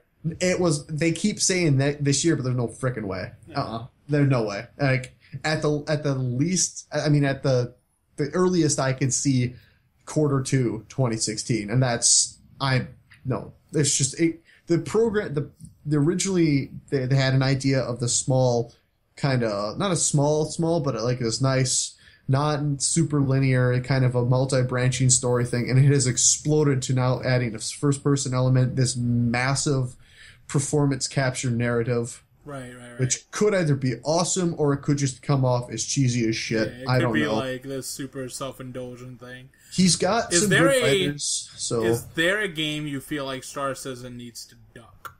When it's about to release with some proper thing that it's selling. What do you think is a game out there that, they need to be as far away from that game? Anything that Rockstar is releasing that year. Yeah. Oh.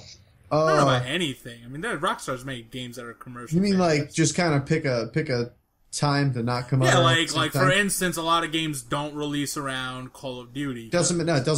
It doesn't matter. PC exclusive. It doesn't matter. Even that. It could launch on Call of Duty's day one, and no one would give a shit.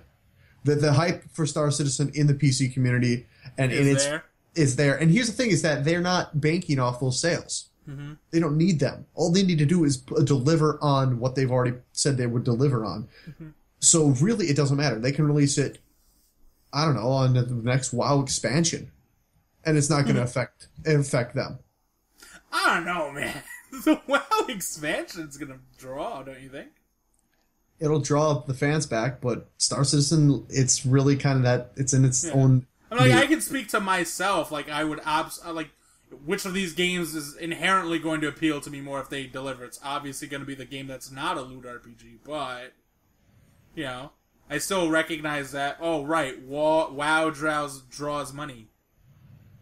So I don't think anything on, because it is just a PC exclusive. There's no console thing. So any of the major AAA shooters, if there's another Battlefield game or Call of Duty, none of that. Not even Metal Gear. On the PC, the only things that could theoretically trip it up would be WoW, would be the next StarCraft expansion, which isn't that supposed to come up this year? Yep. So that's not even going to be a factor. Half-Life 3. Oh, that. Come on, Valve. But hey, that would kill it though. That one. If it launched the exact same day, then no way does Half-Life 3 do, especially on Steam. I'm about to say, if Valve has been sitting back with this amazing first-person shooter that they've been polishing for the last 5 years, misleading all of us from, and they're just waiting to screw up Star Citizen's launch. That would not. You never know. It maybe thing ever to happen. It would be because it would be hilarious. Gabe Newell is secretly the biggest heel, and we never knew it. So I don't know. Squadron 42. I don't think that's the draw though. When people talk Star Citizen, they see the MMO stuff. Squadron 42 is for the backers. Yeah. Well, the way I look at Star Citizen, it's that it's sort of this weird last bastion for the MMO to finally evolve in a way that isn't. We're just doing things WoW does, but we've either decided to become free-to-play, or we're still keeping the subscription model because we can still get away with it. Yeah, there's no subscription for Star Citizen. Yeah, that's, in their case, they know they can't get away with it. No one can. Even any game that is tried. Final Fantasy 14? Okay, you're right. They are. And it's a good game, but they're probably the last. Like WildStar tried. That died. Yeah. Old Republic started it, and then it was like, no, we're free to play now. Elder Scrolls Online did. Free to play. I mean, that tried. That failed with Guild Wars 2 always, like, that was the one that just launched. Like, you're going to pay $60 and you're not going to pay a subscription. Yeah, they just kept up on their model, and I hope more MMOs go that route. I don't like free-to-play MMOs. I think the free-to-play splits the developers' time too much. I think it gates content in the worst possible way. Of course. Free-to-play MMOs are bad, okay? Generally. Universally. I No, can't think of well, one I mean, that's good. I mean, the problem is, like, you have Old Republic in the mold of free-to-play MMO. I don't think that's inherently a bad game, from my understanding. No, it's It not. does when It's- it gates you off of stuff, and it's really annoying. Yeah, but yeah, that's what happens with MMOs, like RPGs at least. I mean, listen, They don't get me gate wrong. so badly. Loot RPGs in general gate in really lame ways, but that's my opinion. Yeah, but they don't remove you from basic features. Yeah, that's good. Yeah. I agree. But yeah, Star Citizen, it's gonna, because right now there's other MMOs on the market people don't know. Like Eve is a good one. Like that's not some loot based. Wow, like Eve you gotta really, is, the one I keep coming back to. There was this, there's this great B-Tongue video, Mr. B-Tongue, whose videos I love. He needs to do more again. He did one on how World of Warcraft is the Michael Jordan of MMOs, and Michael Jordan ruined sports figures for a lot of people because after Michael Jordan, it's like they all suddenly had to lose their personality because they all had to become that clutch guy with swagger, right? That ESPN created all those buzzwords for. Because there was Michael Jordan the player, and then there was Michael Jordan the product. Which is what World of Warcraft ended up becoming, is the way he puts it. There's World of Warcraft the game, which is fantastic. And then there's World of Warcraft the pop culture icon product, which is the freaking devil that ruined the MMO, because everything needed to be like World of Warcraft, because apparently World of Warcraft was the only correct way of doing things. And what happened is, an entire style of MMO game design died. Right? Yeah. Except for pretty Eve. much. Eve has been the last sandbox MMO. We're finally seeing MMOs get away from the WoW design, but it's not been going smooth. There isn't a single, like WildStar tried. Guild Wars is the most successful example, by far. But even But that game has so many, like, it has things that plays it separate it safe. from WoW. It but plays it it still safe in a lot of is, ways. it still is, to put it away, it's still a story-driven MMO. Yeah. One big one coming out that's going to really change. It was successfully kickstarted, but that's because they just needed some extra cash to prove to one of their investors. It's called Crowfall, and basically, it's the least WoW-like MMO I've seen in a long time. But calling it an MMO is just because it's going to house large amounts of players. It doesn't have the whole one large persistent world.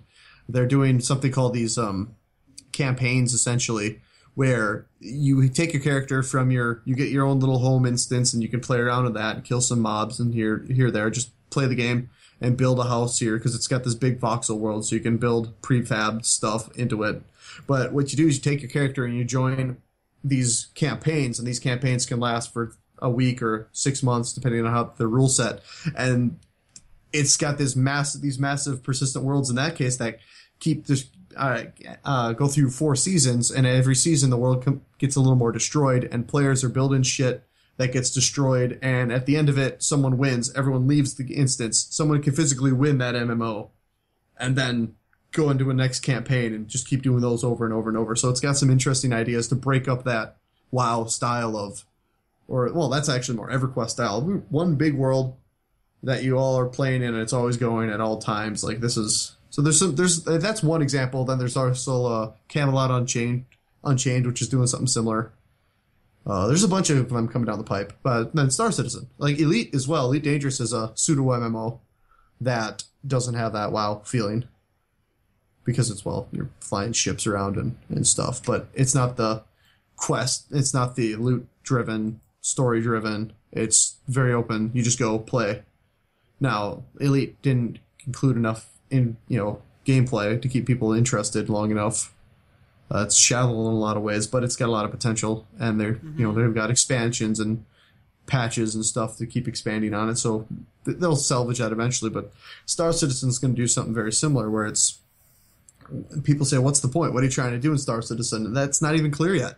They just know they want to build this big open world, and what you make of it is what you're going to be able to make of it. And that means if it's going to be that open-ended, the dev has to do their absolute best to make sure the mechanics that whatever you choose to do, that getting there is fun and sustaining it's fun. Like, I think the problem I had with WoW is that after a while, the combat and stuff at the quests and the dailies, they become really repetitive, and you're only trying to beat the end game content or be it on the leaderboards for the PvP. But a lot of the core mechanics of that game are just unfun. Yeah. And that's something that, well, they're unfun for a while. I was gonna say, I thought they're unfun 11 years later. Yeah, and they don't. Which I feel like should happen. Yeah, that's fine, but considering how many hours you have in that game. With WoW, you have a goal. You have this is the ultimate armor set, and then let's go beat this current boss, and we beat him. We get on a leaderboard or some shit like that. I don't even know how WoW's endgame works 100%. But there's a reason to play together as a team. Star Citizen's not going to have that. Like, everyone's going to have a slightly different way they play it and a slightly different idea of victory. Uh-huh. And that's what, like, EVE and stuff has, and it works. But those are niche titles. So if Star Citizen wants to make it big, and EVE, despite its creates a ton of buzz, it doesn't have 1 million plus players. Listen, it doesn't need 1 million crazy people. It just needs the crazy people it has. I love EVE. Yeah, I love stories of Eve. I've tried playing it. Good God, I can't play it. But I love the story of Eve. That's why me and Chris love that game. We're both of the opinion we'll never play that game. Like, fuck that. But, like, so happy that it exists, that there's all these cool stories that come out for it every year, it feels like. Like, I even joked when we were doing Best of Gems, like, guys, we need to have this EVE talk real quick, because I want to put it on there for the stories. But then someone's like, yeah, apparently that game came out in Gen 6. I'm like, listen, if we ever do a Gen 6 podcast, I'm definitely putting EVE on that list. I might be the asshole that, like, you know, it can go over WoW. WoW you played, but EVE had the great stories. Yeah, and I feel like someone would just be like, okay, Goggin, tell us what your favorite thing is about playing EVE online. I love reading NeoGAF posts about it. Listen, let me tell you about when I log into neogaf.com and read an e-thread. Alright, the gameplay of scrolling the mouse down? What? Sorry, the scroll bar? Yeah. Anyway. So, I think we should wrap up. Probably. Unless you got anything major to say. No, other than just Star Citizen's, the actual MMO part that everyone's really excited about. Squadron 42 is for the backers, the people who backed it originally. They wanted a game that's pushing PC graphical boundaries. Expect Squadron 42 to have stupidly high production values, give any AAA game out there a run for its money, if not beat every single one of them. But it's going to be more of a traditional single-player thing. The real ambitious thing comes with the multiplayer and the MMO stuff called the Persistent Universe. Yeah. So that's coming once the Squadron 42 launches. The alpha for the Persistent Universe begins, but by the time I would consider it a release for the non-backers will probably be sometime in 17. But it's going to be a soft release. It's not going to be like, it's out. Yeah. It's just going to kind of roll out, and eventually I'm going to say, hey guys, you can play it now, and it'll be fun. All right. That's what I have to say. Wait, did you check podcasts at endlessbacklog.com, see if they had emails? There was nothing there. All right, good. I had to fill check. I was like, all right, so, future reference, if you want to send us emails, send them at podcasts, literally the plural version, podcasts at endlessbacklog.com, or send emails at admin@endlessbacklog.com, and if we finally get some, we'll read them on this podcast, and we'll answer them, because why the fuck not? Or alternatively, you could just comment on the previous podcast. And or ask you could us comment. questions. Yeah, you could comment in the comment section where Tower says annoying things like praising El Just. It's never seen another human being so gay for someone they've never met. Just praising Al Joseph in general. Our website is no longer 404 and like crazy. Oh yeah. Fixed all the caching problems. Wasdie fixed our caching problems. So if you've had 500 errors lately, those are gone. Subscribe to us on iTunes, Stitcher, and YouTube. We are out. Peace.